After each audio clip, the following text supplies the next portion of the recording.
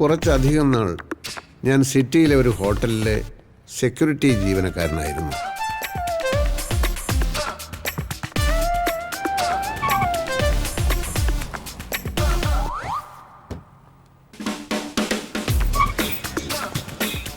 വിധി എന്നല്ലാതെ എന്ത് പറയാം. പണക്കാരുടെ മുമ്പിൽ തലകുനിച്ച് എൻ്റെ നടുവൊടിഞ്ഞു.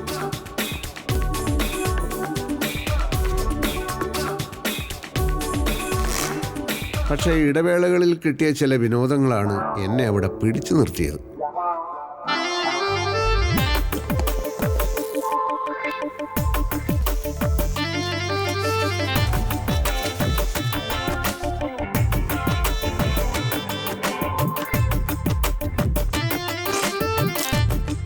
ഒളിച്ചിരുന്ന് പണക്കാരൻ്റെ ദേഹത്ത് മുറുക്കി തുപ്പുക, അവരുടെ കാറിൻ്റെ കാറ്റഴിച്ചു വിടുക, ഇതൊക്കെയായിരുന്നു പ്രധാന വിനോദങ്ങൾ.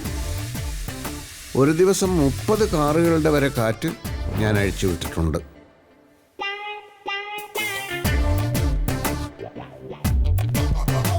ഇഷ്ടാനുസരണം പരസ്ത്രീകളെ പ്രാപിക്കാൻ കഴിയാത്തവരാണല്ലോ നമ്മുടെ നാട്ടിൽ സദാചാര പോലീസുകാരായി മാറുന്നത്. ഞാൻ അങ്ങനെയും ഒരാളായിരുന്നു. അതല്ല ഇൻസ്പെക്ടർ സാർ, അവർ രണ്ടുപേരും വന്നത് 2 കാറുകളിൽ. ആ സ്ത്രീ ഇറങ്ങി അവൻ്റെ കാറ് കയറി. ഞങ്ങൾ കണ്ടുകൊണ്ടിരിക്കുകയല്ലേ സാർ. കെട്ടിപ്പിടിക്കലും തലോടലും കേരളത്തിനൊരു സംസ്കാരമല്ലേ സാർ? പബ്ലിക് ന്യൂസൻസ് അല്ലേ സാർ ഇത്? ഇനി ഒട്ടും വൈകിക്കൂടാ. പെട്ടെന്ന് പോലീസിനെ അയക്കൂ സാർ.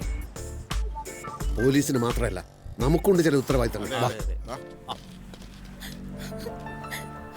സ്വാതി, കൺട്രോൾ. നമുക്ക് എന്ത് ചെയ്യാൻ പറ്റും? ഒക്കെ ഫേസ് ചെയ്യാനുള്ള മെന്റൽ സ്ട്രെങ്താണ് ഇപ്പൊ ആവശ്യം. എനിക്ക് പറ്റുന്നില്ലടാ, പാവം എൻ്റെ അമ്മ. ഇത് പിടിച്ച് പുറത്തേക്ക് ഇറങ്ങടാ.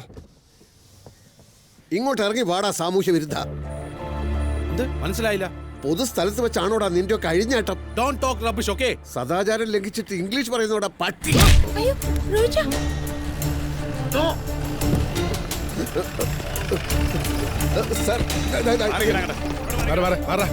സർ, ഇവര് രണ്ടുപേരും കുറെ നേരമായി അനാശാസ്യത്തിൽ ഏർപ്പെട്ടിരിക്കുകയായിരുന്നു. ഞങ്ങൾ സംസാരമൊക്കെ സ്റ്റേഷനിൽ ചെന്നിട്ട് വന്ന് വണ്ടി കയറി ഇങ്ങോട്ട് ഇറങ്ങടി. മാഡം, ഞങ്ങള് ഓക്കെ അവിടെ ചെന്നിട്ട് നടക്ക.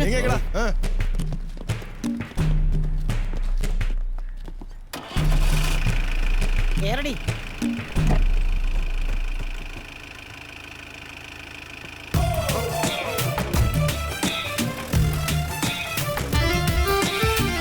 കഥകൾ രസകരമാവണമെങ്കിൽ വഴിത്തിരിവുകൾ ആവശ്യമാണല്ലോ. ഞാൻ ജോലി ചെയ്തിരുന്ന ഹോട്ടലിൻ്റെ പുറകിലായി ഒരു കുളവും പരിസരവുമുണ്ട്. അവിടെ വെച്ചാണ് എൻ്റെ ജീവിതത്തിലെ ഒരു പ്രധാന സംഭവം നടക്കുന്നത്.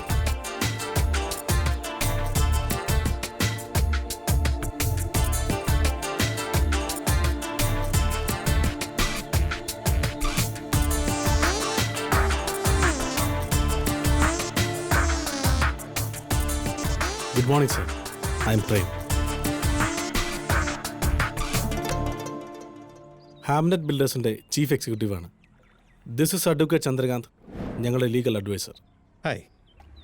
ആൻഡ് ഷീസ് മൈഥിലി, എൻ്റെ സെക്രട്ടറി. സാറിനെ കണ്ടുപിടിക്കാൻ ഞങ്ങൾ ഒരുപാട് ബുദ്ധിമുട്ടി. തറവാടിൻ്റെ വിലാസമാണ് ആകെ ഉണ്ടായിരുന്നത്. അവിടെ നിന്നൊക്കെ താമസം മാറിയിട്ട് വർഷങ്ങൾ കഴിഞ്ഞു എന്ന് അറിഞ്ഞു. എന്നെ കൊണ്ട് നിങ്ങൾക്ക് എന്താ ആവശ്യം? അത് മിസ്റ്റർ അശോകന് ഒരു സിസ്റ്റർ ഉണ്ടായിരുന്നില്ലേ, ഇന്ദിര? അവര് ചെന്നൈയിലായിരുന്നു. 2 മാസം മുമ്പ് മരിച്ചു. അതെ, മരിക്കുന്നതിന് മുമ്പ് അവരുമായിട്ട് ഞങ്ങളുടെ കമ്പനി ഡീൽ ഉറപ്പിച്ചിരുന്നു. ഇവിടെ അടുത്ത് ചേറ്റക്കുന്നിൽ അവരൊരു 67 സെന്റ് സ്ഥലം വാങ്ങിയിരുന്നായി സാറിന് അറിയാമായിരുന്നോ? എനിക്കൊന്നും അറിയില്ല. കുറെ വർഷങ്ങളായി ഞങ്ങൾ തമ്മിൽ ഒരു കോണ്ടാക്ട് ഉണ്ടായിരുന്നില്ലല്ലോ. എന്നാ അങ്ങനെ ഒരു സ്ഥലമുണ്ട്, അത് ഞങ്ങളുടെ കമ്പനി വാങ്ങിച്ചു. അതിന് തൊട്ട് കിടക്കുന്ന 2 ഏക്കർ സ്ഥലത്ത് ഞങ്ങളുടെ ഒരു ഓൺഗോയിങ് വില്ല പ്രൊജക്ട് ഉണ്ട്. അതെ, ഇതുകൂടെ ആകുമ്പോൾ റോഡ് ആക്സസ് എളുപ്പമാവും. അതുകൊണ്ടാണ് ഈ സ്ഥലം വാങ്ങിച്ചത്. നിങ്ങൾ എന്നെ കാണാൻ വന്ന കാര്യം പറയൂ. മിസ്റ്റർ അശോകൻ, ഓരോരുത്തരുടെയും ജീവിതത്തിൽ ഈ ഭാഗ്യം എന്ന് പറയുന്നത് എങ്ങനെയാ കടന്നു വരുന്നതെന്ന് ആർക്കും പറയാൻ പറ്റത്തില്ല. അത് തന്നെയാ നിങ്ങളുടെ ജീവിതത്തിൽ സംഭവിച്ചത്. 100 കണക്കിന് ലോട്ടറി ടിക്കറ്റ് എടുത്ത് കുടുംബത്തെ പട്ടിണി കിട്ടവനാ ഞാൻ. അതുകൊണ്ട് എന്നോട് ഭാഗ്യത്തെ പറ്റി കൂടുതലൊന്നും പറയണ്ട. അല്ല, ഞങ്ങൾ പറയട്ടെ സാർ. ഈ സ്ഥലം വെച്ച് 2 കോടി രൂപയോളം ഇന്ദിര മാഡം ലോൺ എടുത്തിരുന്നു. എന്തോ ബിസിനസ്സിനോ മറ്റോ. സ്ഥലത്തിന് മൊത്തം വില നിശ്ചയിച്ച് 2.5 കോടി. അതിൽ 2 കോടി കടം തീർക്കാൻ ആദ്യമേ കൊടുത്തു. ലോൺ ക്ലോസ് ചെയ്ത് ഒറിജിനൽ ഡോക്യുമെന്റ്സ് മുഴുവൻ ഞങ്ങളെ ഏൽപ്പിച്ചു. അപ്പോഴേക്കായിരുന്നല്ലോ അപ്രതീക്ഷിതമായിട്ട് അവരുടെ മരണം. കഴിഞ്ഞ കുറെ ആഴ്ചകളായി ഞങ്ങൾ ശരിക്കും വിഷമിച്ചു പോയി. സെയിൽ ഡീൽ ഡോക്യുമെന്റ്സ് ഒക്കെ സൈൻ ചെയ്തിരുന്നെങ്കിലും രജിസ്ട്രേഷൻ കഴിഞ്ഞില്ലല്ലോ. അവർക്ക് മക്കളില്ല, ഭർത്താവ് നേരത്തെ മരിച്ചു. നിയമപ്രകാരം ഇപ്പൊ ആ സ്ഥലത്തിന്റെ ജീവിച്ചിരിക്കുന്ന ഒരേ ഒരു അവകാശി മിസ്റ്റർ അശോകന. ഞങ്ങൾ തരാനുള്ള 50 ലക്ഷം സ്വീകരിക്കുക, എന്നിട്ട് ആ സ്ഥലം എത്രയും പെട്ടെന്ന് ഞങ്ങൾക്ക് രജിസ്റ്റർ ചെയ്ത് തരും. അതെ, ഓഫീസ് അഡ്രസ് ഇതിലുണ്ട്. എപ്പോഴാണ് സൗകര്യം എന്ന് വെച്ച് കഴിഞ്ഞാൽ ഓഫീസിലേക്ക് വരിക. വിശദമായി അവിടെ വെച്ച് സംസാരിക്കാം. ശരിയെന്നാ.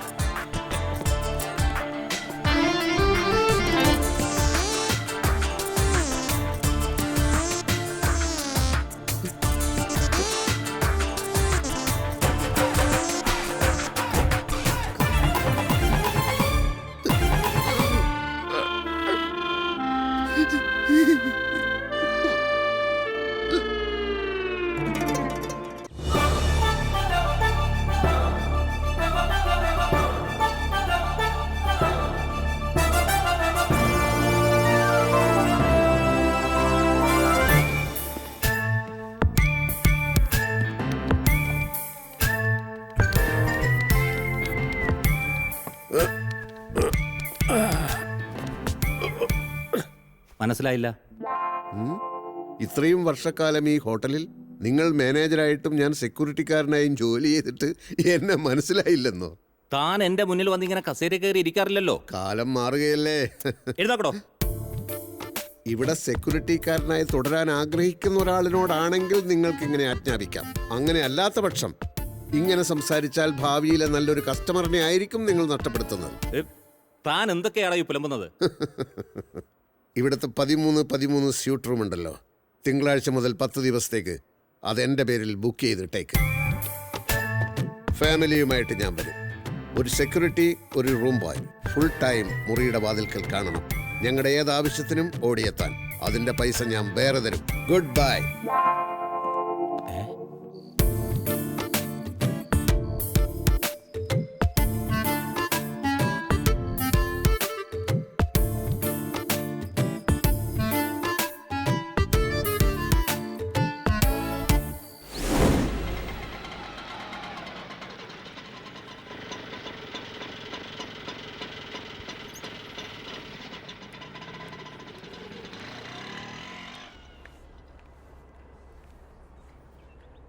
അശോകൻ സാർ എന്താണ് ഒരു ഇൻഫർമേഷൻ ഇല്ലാതെ?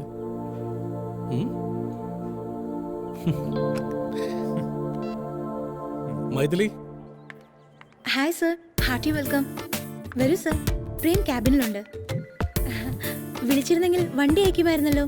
അക്കാര്യം ഞാൻ ആലോചിച്ചില്ല. സർ എവിടെയാ താമസം? തോട്ടക്കാട്. ഓ, വരൂ സർ.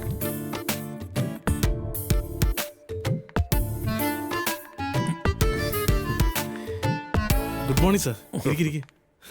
ഇരിക്കൂ.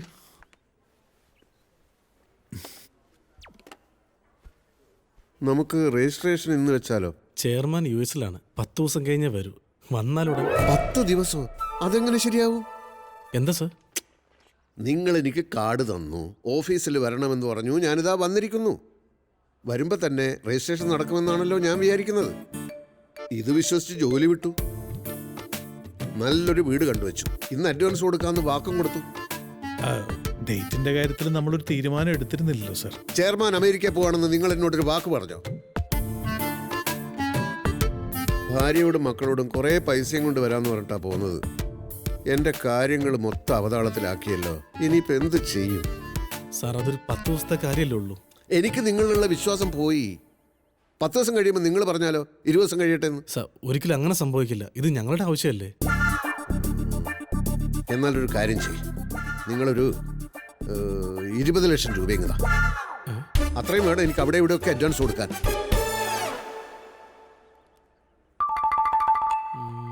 അത്രയും ഇപ്പം തരാൻ പ്രയാസമാണ് സാർ. എത്ര തരാൻ പറ്റും? മാക്സിമം ഒരു 2 lakhs ഒക്കെ അഡ്ജസ്റ്റ് ചെയ്യാൻ പറ്റിയേക്കും സാർ. അപ്പം അഡ്വാൻസ് കൊടുക്കാൻ പറ്റില്ല. എന്തായാലും അത് തരൂ, മറ്റാവശ്യങ്ങളൊക്കെ ഉണ്ടല്ലോ. വീടിന് അഡ്വാൻസ് കൊടുക്കാൻ പറ്റാത്ത സ്ഥിതിക്ക് ഞാനൊരു കാര്യം ചോദിക്കട്ടെ. നിങ്ങളുടെ കയ്യിൽ ഒരുപാട് വില്ലകളൊക്കെ ഉള്ളതല്ലേ? തൽക്കാലം അതിലൊരെണ്ണത്തിൽ ഞാനങ്ങ് താമസിക്കാം. അതൊക്കെ ബുദ്ധിമുട്ടാണ് സാർ. എന്താ നിങ്ങളുടെ കയ്യിൽ പണി കഴിഞ്ഞ വില്ലകളൊന്നും സ്റ്റോക്കില്ലേ? അതുകൊണ്ടല്ല, അത് മിസ്റ്റർ അശോകൻ, ഒരു കാര്യം നിങ്ങൾ മനസ്സിലാക്കണം. ഈ സ്ഥലത്തിന് മേൽ നിങ്ങൾക്ക് അവകാശമുണ്ടെന്ന് ഞങ്ങൾ പറഞ്ഞിട്ടാണ് നിങ്ങൾ അറിയുന്നത്. അത് കമ്പനിയുടെ സത്യസന്ധത. നിങ്ങൾ ഇത് അറിയിച്ചില്ല എന്ന് വെച്ചു. ഒരു ഈച്ച പോലും അറിയാതെ കമ്പനിക്ക് ഈ സ്ഥലം പൊസസ് ചെയ്യാമായിരുന്നു. ഉടമസ്ഥൻ സൈൻ ചെയ്ത സെയിൽ അഗ്രിമെന്റിന്റെ കോപ്പി ഞങ്ങളുടെ കയ്യിലുള്ളപ്പോൾ ഒരു കാലത്ത് ഒരു പ്രശ്നം ഉണ്ടാകാനില്ല. നിങ്ങൾ ഈ സെയിൽ അഗ്രിമെന്റ് എന്ന് പറയുന്നുണ്ടല്ലോ, അങ്ങനെ ഒരു സാധനം യഥാർത്ഥത്തിലുണ്ടോ? അതൊന്നും സാർ അങ്ങനെ പറഞ്ഞത്.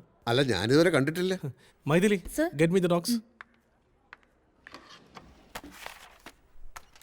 സർ, ഇതാണ് ഇന്ദിര മാഡം സൈൻ ചെയ്ത വിൽപ്പന കരാർ. ഓ, 2 കോടി കൊടുത്തു എന്നുള്ളതിന്റെ ഏക തെളിവല്ലേ ഇത്? അതെ. ഇതെന്തായി കാണിക്കുന്നത്? 2 കോടി രൂപയുടെ ഡോക്യുമെന്റ്സ് തനി നശിപ്പിച്ചത്. കൈയെടുക്ക്. ഇല്ലെങ്കിൽ ഈ കരാർ പത്രം ഉണ്ടെങ്കിലും ഇല്ലെങ്കിലും ഞാൻ ഒപ്പിട്ടാലല്ലേ രജിസ്ട്രേഷൻ നടക്കും. കൈയെടുക്ക്.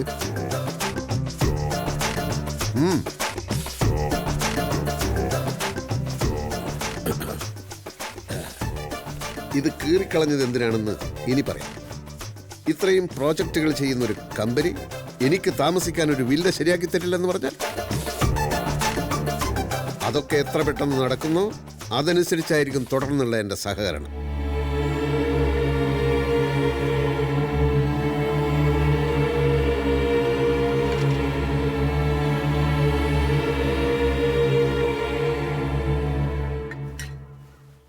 ഇതെവിടെ?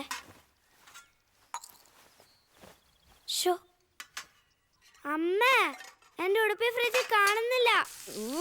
എന്താ? എന്റെ ഉടുപ്പി ഫ്രിഡ്ജിൽ ഇല്ലെന്ന്. ഉടുപ്പ് ഫ്രിഡ്ജിലോ? അലമാര ദ്രവിച്ചത് പിന്നെ ഫ്രിഡ്ജാണല്ലോ അലമാര. ഇതിപ്പോ പണ്ടേ കേടായതുകൊണ്ട് സൗകര്യായി. ഇതിനെപ്പറ്റിയൊക്കെ ചില കാര്യങ്ങൾ സംസാരിക്കാനുണ്ട്. ഇരിക്ക്. 3 പേരും തുറന്ന് പറയണം, നിങ്ങൾക്ക് ഈ ലളിത ജീവിതം യഥാർത്ഥത്തിൽ ഇഷ്ടമാണോ അല്ലയോ?